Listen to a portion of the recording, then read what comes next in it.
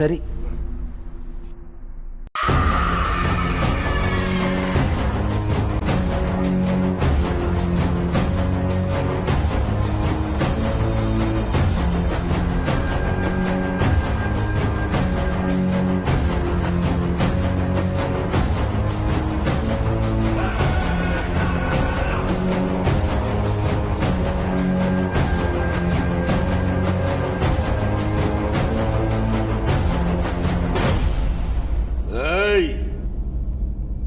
ನನ್ನ ಶಾಂತಿ ನೆಮ್ಮದಿಯನ್ನು ಹಾಳು ಮಾಡಿ ನೀನು ಧ್ಯಾನ ಮಾಡ್ತಾ ಕೂತ್ಕೊಂಡಿದ್ದೀಯ. ಶ್ರೇಷ್ಠ ಕೃಷ್ಣಾಷ್ಟಮಿ ದಿನನೇ ನಿನ್ನ ಕೊನೆ ದಿನ. ನಿನಗೆ ವಿಧಾತನೂ ನಾನೇ, ಯಮನೂ ನಾನೇ. ಬಾ.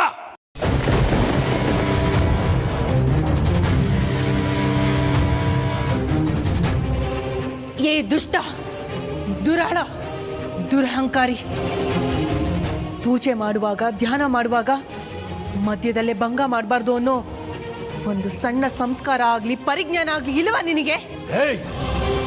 ನಿನ್ನ ಜೀವನೇ ಆಹುತಿ ತಗೋಬೇಕು ಅಂತಿರೋ ನನಗೆ ನಿನ್ನ ಪೂಜೆ ಧ್ಯಾನ ಭಂಗ ಆದ್ರೆ ಏನು?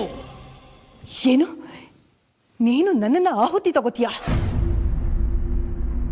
ಅದು ನಿನ್ನಿಂದ ಈ ಜನ್ಮದಲ್ಲಿ ಸಾಧ್ಯ ಇಲ್ಲ. ಯಾವುದು ಸಾಧ್ಯ ಯಾವುದು ಅಸಾಧ್ಯ ಅನ್ನೋದನ್ನ ನಾನು ನಿನಗೆ ತೋರಿಸ್ತೀನಿ. ಬಾ.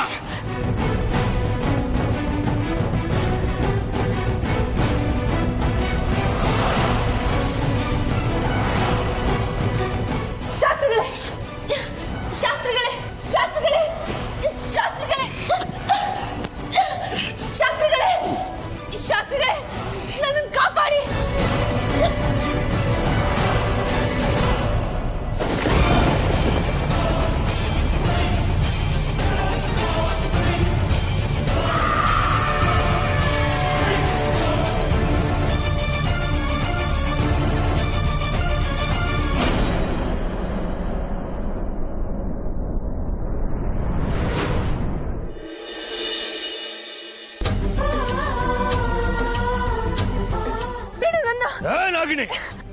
ಇದು ಭೈರವ ಬಾಬನ ಹಿಡಿತ.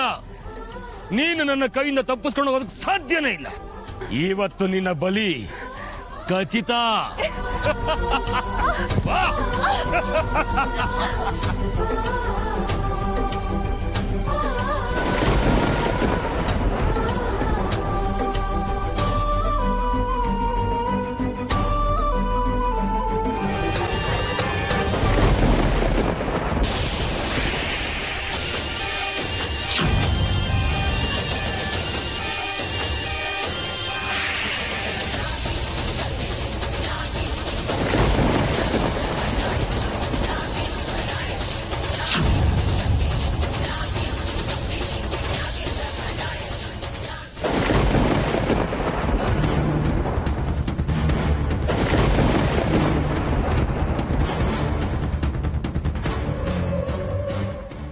ಶಾಸ್ತ್ರಿ, ಇದೆಲ್ಲ ನಿನ್ನ ಕೈವಾಡ ಅನ್ನೋದು ನನಗೆ ಚೆನ್ನಾಗಿ ಗೊತ್ತು.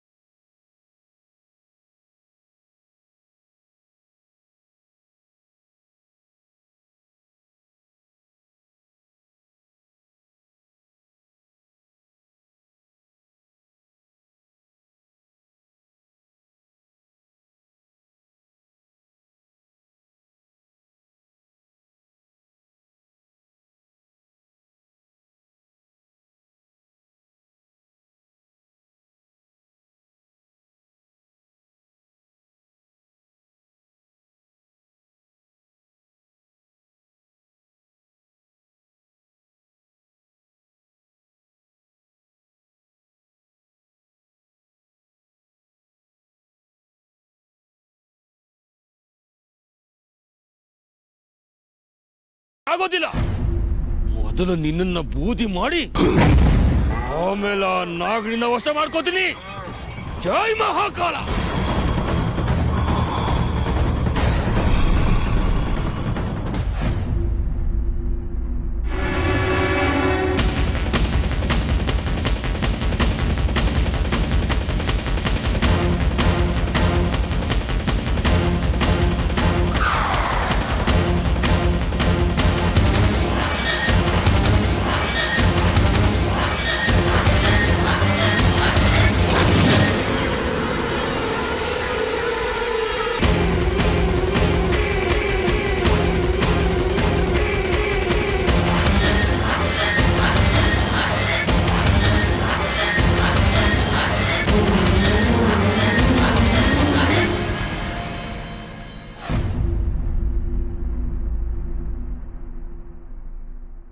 ಗುರುಗಳೇ, ನೀವು ಹೇಳ್ಕೊಟ್ಟಿರೋ ಜಪನ ನಾನು ಪೂರೈಸ್ತಾ ಇದ್ದೀನಿ.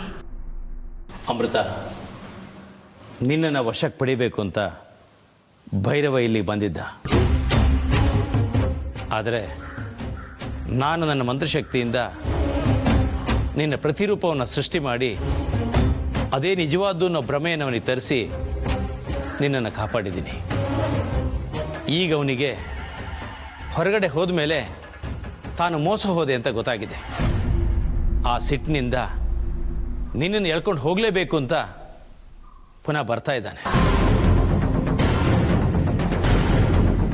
ಅವನು ಬರೋದ್ರೊಳಗೆ ನಿನ್ನ ಜಪವನ್ನು ಪೂರೈಸಿ ನೀನು ಆ ಸೌಪರ್ಣಿಕ ಮತ್ತು ತ್ರಿವೇಣಿ ಅಮ್ಮನ ದೇಹದಲ್ಲಿರುವಂಥ ವಿಷವನ್ನು ತೆಗಿಬೇಕು. ಆ ಭೈರವ ಬಂದ್ರೆ ನಾನು ನನ್ನ ಶಕ್ತಿಯಿಂದ ಅವನನ್ನ ಎದುರಿಸ್ತೀನಿ. ಅದು ಸಾಧ್ಯ ಇಲ್ಲ ಅಮೃತ. ಈ ಹಿಂದೆ ಇದ್ದ ಶಕ್ತಿ ಈಗ ನಿನ್ನಲ್ಲಿಲ್ಲ. ಸೌಪರ್ಣಿಕ ಮತ್ತು ತ್ರಿವೇಣಿ ಅಮ್ಮನ ಮೇಲೆ ಪ್ರಹಾರ ಮಾಡಿರೋದ್ರಿಂದ ನಿನ್ನ ಶಕ್ತಿ ಕುಂದಿದೆ. ಹಾಗೆ ನಿಮ್ಮ ಮನೆಯಲ್ಲಿ ಇನ್ನು ಯಾರ ಮೇಲಾದರೂ ಪ್ರಹಾರ ಮಾಡಿದೆಯಾ? ಹೌದು ಶಾಸ್ತ್ರಿಗಳೇ, ನನ್ನ ಅತ್ತೆಯವ್ರ ಮೇಲೆ ನಾನು ಪ್ರಹಾರ ಮಾಡಿದ್ದೀನಿ. ಎಂಥ ಕೆಲಸ ಮಾಡಿದೆ ಅಮೃತ? ಹಾಗಾದರೆ ಮೊದಲು ನೀನು ನಾನು ಹೇಳೋ ಕೆಲಸವನ್ನು ಮಾಡಬೇಕು. ಹೇಳಿ ಗುರುಗಳೇ.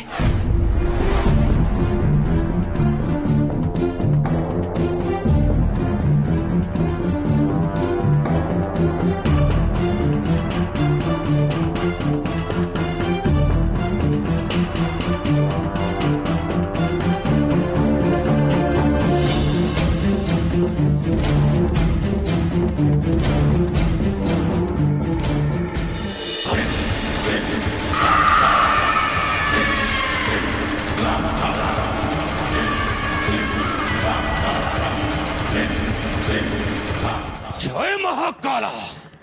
ಬಾ ಭೈರವ, ಬಾ. ನಿನ್ನ ಸ್ವಾಗತಕ್ಕೆ, ನಿನ್ನ ಸನ್ಮಾನಕ್ಕೆ ನಾನು ಇಲ್ಲಿಗೆ ಬಂದಿದ್ದೀನಿ ಅನ್ಕೊಂಡ್ಯಾ? ನೀನು ಸ್ವಾಗತಕ್ಕೂ ಅರ್ಹನಲ್ಲ, ಸನ್ಮಾನಕ್ಕೂ ಅರ್ಹನಲ್ಲ. ಅಂತ ಯೋಗ್ಯತೆ ನಿನ್ನಲ್ಲಿಲ್ಲ. ಶಾಸ್ತ್ರಿ, ಶಾಸ್ತ್ರಿ, ಶಾಸ್ತ್ರಿ.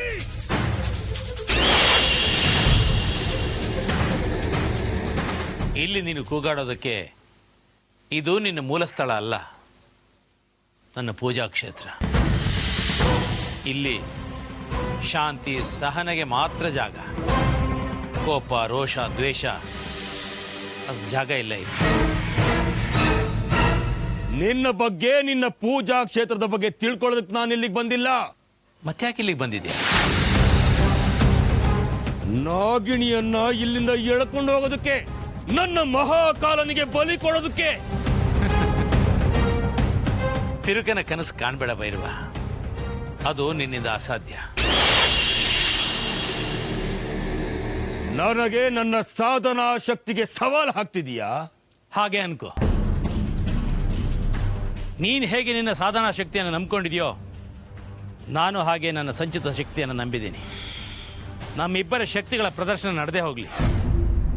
ಬಾ.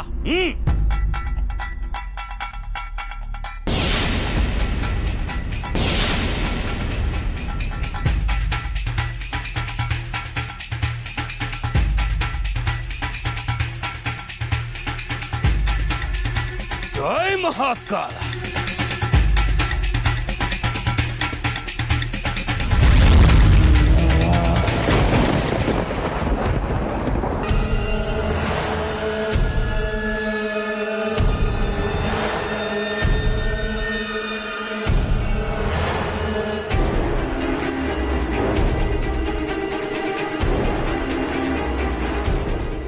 ಯಾಕೆ ಭೈರವ ಗರ ಬಡ್ದವನ ನಿಂತ್ಕೊಂಡ್ಬಿಟ್ಟೆ?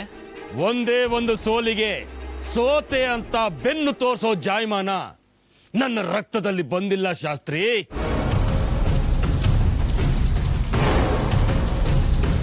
ಜೈ ಮಹಾಕಾಲ!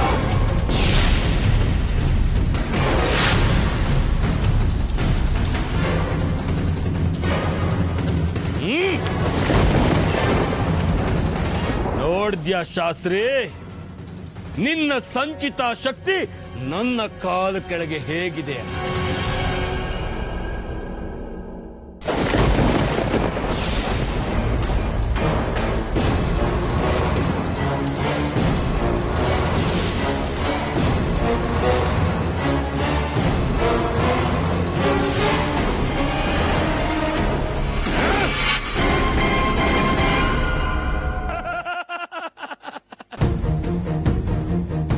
ಆನೆ ಕಾವಲಿಗೆ ಆಡನ್ನ ನಿಲ್ಲಿಸ್ದಂಗಾಯ್ತು ಶಾಸ್ತ್ರಿ.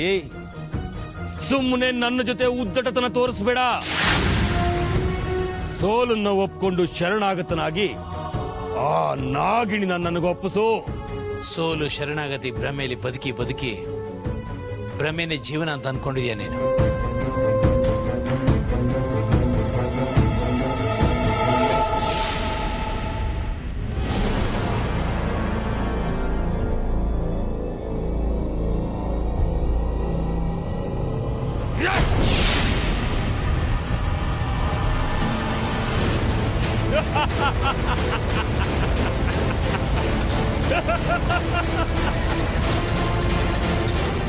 ಈಗ ಗೊತ್ತಾಯ್ತಾ ಭ್ರಮೆಲಿ ಯಾರು ಬದುಕ್ತಾ ಇದ್ದಾರೆ ಅಂತ? ಅಟ್ಟಕ್ಕೇರದೆ ಅಂದ ತಕ್ಷಣ ಬೆಟ್ಟಕ್ಕೇರದೆ ಅನ್ನೋ ಅಹಂಕಾರದ ಅಟ್ಟಹಾಸ ಬೇಡ ಭೈರವ.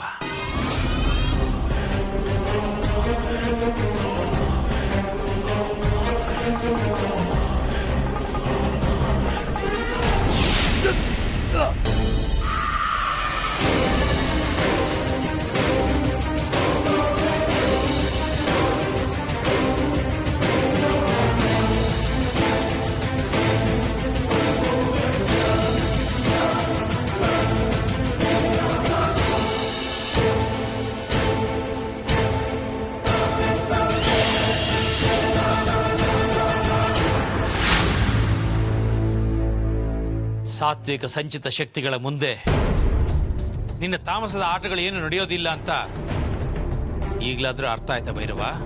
ಅರ್ಥ ಆಯ್ತು. ದಯವಿಟ್ಟು ಇದರಿಂದ ಬಿಡಿಸಿ.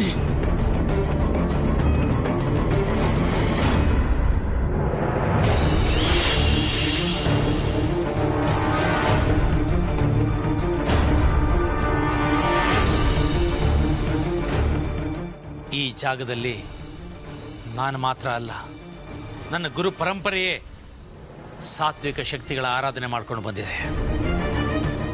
ಈ ಜಾಗದಲ್ಲಿ ಕೆಟ್ಟದ್ದನ್ನು ಮಾಡೋದಲ್ಲ, ಕೆಟ್ಟದ್ದನ್ನು ಯೋಚನೆ ಮಾಡಿದರೂ ಸಾಕು ಸುಟ್ಟು ಬೂದಿ ಆಗಿ ಹೋಗ್ತಾನೆ. ಇನ್ಮೇಲಾದರೂ ಆ ಕ್ಷುದ್ರ ದೇವತೆಗಳ ತಾಮಸ ಆರಾಧನೆಯನ್ನು ಬಿಟ್ಟು ಆ ಪರಶಿವನನ್ನು ನಂಬು, ನಿನಗೆ ಮೋಕ್ಷ ಪ್ರಾಪ್ತಿಯಾಗುತ್ತೆ. ಆ ಪರಮೇಶ್ವರನಿಗೆ ನೀನು ಶರಣಾಗತನಾಗಿ ಬಂದರೆ ಈ ಆಶ್ರಮದ ಬಾಗಿಲು ನಿನಗೆ ಯಾವಾಗಲೂ ತೆರೆದಿರುತ್ತೆ.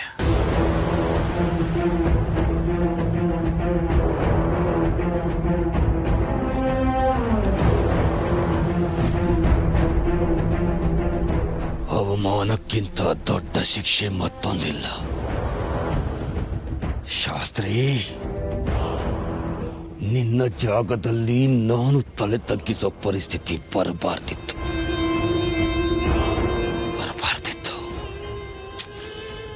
ಆದ್ರೆ ಇದು ಶಾಶ್ವತ ಅಲ್ಲ. ಹುಣ್ಣಿಮೆ ಕಳೆದ ಮೇಲೆ ಅಮಾವಾಸ್ಯೆನೂ ಬರಲೇಬೇಕು. ನಿನ್ನ ಸಾತ್ವಿಕ ಶಕ್ತಿಯ ಸಾತ್ವಿಕ ಅಹಂನ ನನ್ನ ಕಾಲು ಕೆಳಗಾಕಿ ಹೊಸಕ್ಕೆ ಹಾಕ್ಲಿಲ್ಲ ಅಂದ್ರೆ ನನ್ನ ಹೆಸರು ಭೈರವನೇ ಅಲ್ಲ. ನನಗಾದ ಅವಮಾನಕ್ಕೆ ಸೇಡು ತೀರಿಸ್ಕೋತೀನಿ. ಹೆಚ್ಚು ದಿನ ಬೀಗಬೇಡ. ನನ್ನ ಜಾಗದಲ್ಲೇ ನಿನಗೆ ಮಣ್ಣು ಮುಕ್ಕುತ್ತೀನಿ. ಜೈ ಮಹಾಕಾಳ.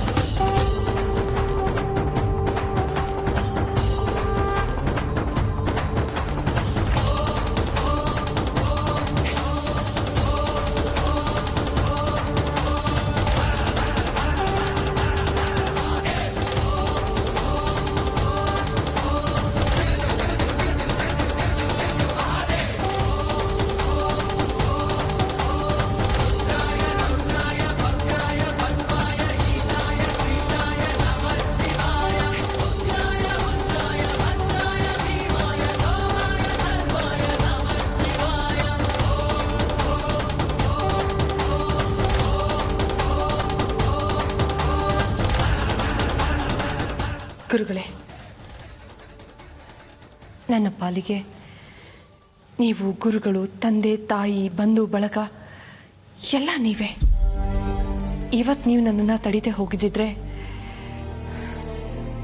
ಶಾಶ್ವತವಾಗಿ ನಾನು ಹುಲು ಮಾನವಳಾಗಿ ಇಲ್ಲೇ ಉಳ್ಕೊಂಡ್ಬಿಡ್ತಿದ್ನೋ ಏನೋ. ಅಮೃತ, ಸಿಟ್ಟು ಸಮಾಧಿಗೆ ದಾರಿ, ಸಹನೆ ಶಾಂತಿ ಸಾಕ್ಷಾತ್ಕಾರಕ್ಕೆ ದಾರಿ. ಅರೆಕ್ಷಣದ ಸಿಟ್ಟಿಗೋಸ್ಕರ ಮನಸ್ಸನ್ನ, ಬದುಕನ್ನ ಯಾವತ್ತೂ ಬಲಿ ಕೊಡಬಾರ್ದಮ್ಮ. ಆ ಕ್ಷಣ ನಾನು ಏನು ಮಾಡ್ತಾ ಇದ್ದೀನಿ ಅಂತ ನನಗೆ ಗೊತ್ತೇ ಇರಲಿಲ್ಲ ಶಾಸ್ತ್ರಿಗಳೇ. ಅದು ನಿನ್ನ ತಪ್ಪಲ್ಲ ಅಮೃತ, ಆಶ್ಲೇಷ ಕೃಷ್ಣಾಷ್ಟಮಿಯ ಪ್ರಭಾವ. ನೋಡು, ಸೌಪರ್ಣಿಕ ತ್ರಿವೇಣಿ ಅಮ್ಮಂಗೆ ಪ್ರಜ್ಞೆ ಮರಳಿ ಬರ್ತಾ ಇದೆ. ಅವ್ರಿಗೆ ಪ್ರಜ್ಞೆ ಬರುವಂಥ ಸಂದರ್ಭದಲ್ಲಿ ನೀನು ಅವ್ರ ಎದುರುಗಡೆ ಇರೋದು ಬೇಡ.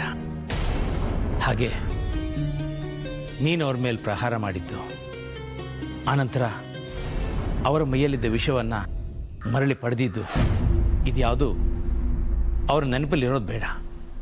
ಹಾಗೆ ನಾನೊಂದು ಮಂತ್ರವನ್ನು ಅವ್ರ ಮೇಲೆ ಪ್ರಯೋಗ ಮಾಡ್ತೀನಿ. ಸರಿ ಶಾಸ್ತ್ರಿಗಳೇ. ಅಮೃತ, ನಿನ್ನ ಬಳಿ ಸಮಯ ತುಂಬ ಕಡಿಮೆ ಇದೆ. ಇನ್ನು ಕೆಲವೇ ಕ್ಷಣಗಳಲ್ಲಿ ಆ ಹೇಮಳ ದೇಹದಲ್ಲಿರುವ ವಿಷವನ್ನು ನೀನು ಮರಳಿ ಪಡೆಯದಿದ್ದರೆ ಅವಳು ಶಾಶ್ವತವಾಗಿ ನಾಗವಾಗಿ ಪರಿವರ್ತನೆ ಆಗ್ತಾಳೆ.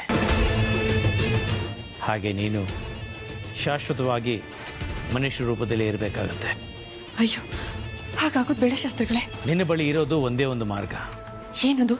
ಇನ್ನು 10 ನಿಮಿಷದಲ್ಲಿ ನೀನು ನಿನ್ನ ಮನೆಯನ್ನು ಸೇರಬೇಕು. ಹೇಮಳ ದೇಹದಲ್ಲಿರುವಂಥ ವಿಷಯವನ್ನು ಮರಳಿ ಪಡೆಯಬೇಕು. ಹಾಗಾದ್ರೆ ಮಾತ್ರ ನೀನು ನಾಗವಾಗಿ ಉಳಿಯೋದಕ್ಕೆ ಸಾಧ್ಯ. ಹಾಗೆ ಇನ್ನೊಂದು ಮಾತು. ಹೇಳಿ ಶಾಸ್ತ್ರಿಗಳೇ. ಯಾವುದೇ ಕಾರಣಕ್ಕೂ ನೀನು ಪ್ರಹಾರ ಮಾಡಿರುವಂಥ ವಿಷಯ ಹೇಮಳಿಗೆ ತಿಳಿಯಬಾರ್ದು. ಅದಕ್ಕೆ ನಾನೇ ಒಂದು ಉಪಾಯ ಮಾಡ್ತೀನಿ.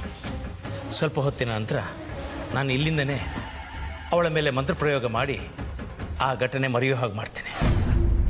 ಸರಿ ಶಾಸ್ತ್ರಿಗಳೇ. ಸರಿ, ತಕ್ಷಣ ನೀನು ಇಲ್ಲಿಂದ ಹೊರಡು.